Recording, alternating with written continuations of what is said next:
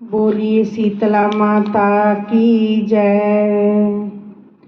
गर्मी बाए तना की जराता शरीरिया हो, जराता शरीरिया हो। बरसादा झम झम शीतल पानी, ए शीतला भवानी। बरसादा झम झम शीतल पानी, हे शीतला भवानी।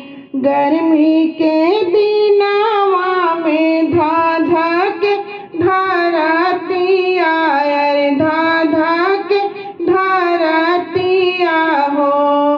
बरसादा झम झम शीतल पानी, ए शीतला भवानी। बरसादा झम झम शीतल पानी, हे शीतला भवानी। तोहरे अचरा के शीतल छैया में सरग सुख, छैया में सरग सुख। मर्जी से होई है सब प्राणी, हे शीतला भवानी। मर्जी से होई है सब प्राणी, हे शीतला भवानी। बरसादा झम झम शीतल पानी, हे शीतला भवानी। तोहरा नाम आई मोरी मुँह से किलना बाटे कुछ, मुँह से किलना बाटे कुछ। तुही दे दिल सोना औरी चांदी, हे शीतला भवानी। तुही देलो सोना और चांदी, हे शीतला भवानी। बरसादा झम झम शीतल पानी, हे शीतला भवानी।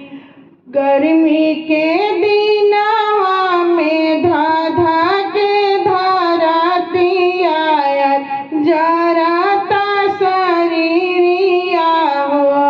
बरसादा झम झम शीतल पानी, हे शीतला भवानी।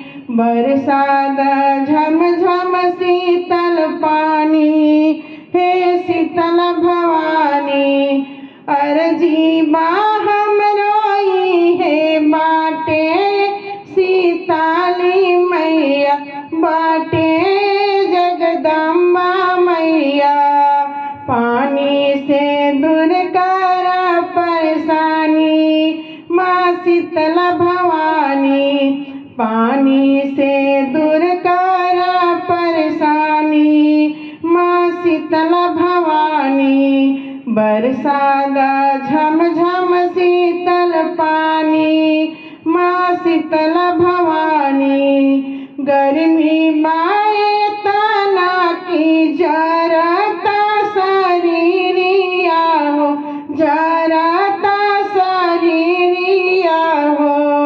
बरसादा झम झम शीतल पानी, हे शीतला भवानी।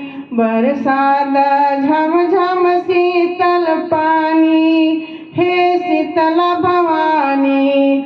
जराता सभे प्राणी, हे शीतला भवानी। तोहरे से सोना औरी चांदी, हे शीतला भवानी।